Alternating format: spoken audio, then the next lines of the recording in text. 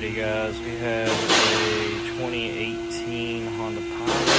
I'll show you how to put the cabin air filter on. And walk over to the passenger side. Got my new filter here.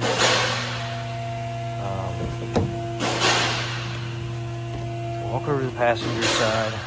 Sorry, that lift's kind of loud. And this one you can see it says airflow down. So we're gonna open the glove box, and you got to push in on each side, right here, and it should drop down. There it is, right there.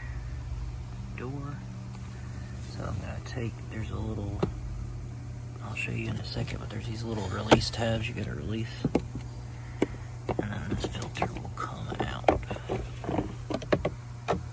So those tabs are right here, and you're literally just gonna push in on it.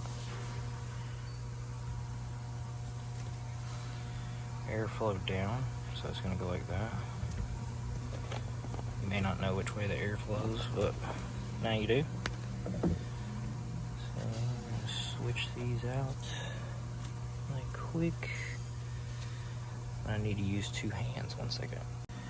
Alright, so we got it back in there. I had to use two hands. And you literally just pop this girl back in place.